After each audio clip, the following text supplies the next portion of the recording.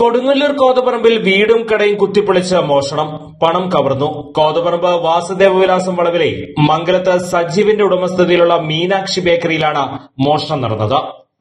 കടയുടമ ബുധനാഴ്ച രാവിലെ കട തുറക്കാൻ വന്നപ്പോഴാണ് മോഷണ വിവരം അറിയുന്നത്. 21,000 രൂപ നഷ്ടപ്പെട്ടു. തൊട്ടടുത്ത അംബേദ്കർ കോളനിയിലെ ചൂരപ്പടി ഗോപി മകൾ ഷാരിയുടെ വീട്ടിലും മോഷണം നടന്നു. ഷാരിയുടെ വീട്ടിൽ നിന്ന് 1,200 രൂപ മോഷണം പോയി. മതിലകം പോലീസ് അന്വേഷണം ആരംഭിച്ചു.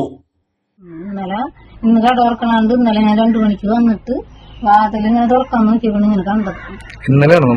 അതെന്നാന്നറിയില്ല. ഇന്നലെ ശരിക്കും ഇങ്ങനെ പൂട്ടിയിട്ട പോലെ സാധനം കിടക്കണം, പൂട്ടിയ പോലെ കിടന്ന് ഇത് തുറന്നിട്ടുണ്ടായില്ല, അല്ലാണ്ട് അയച്ചാണ് കയറിയേക്കുന്നത്. അപ്പൊ ഇങ്ങനെയുള്ള എണ്ണത്തെ കൂടെ മുറ്റത്ത് വന്നു അപ്പൊ ഇതിങ്ങനെ കിടക്കുകയല്ലേ, അപ്പൊ പൂട്ടിക്ക പോലെ കിടക്കുകയല്ലേ. 1,200 രൂപ അലമാര പുറത്ത്.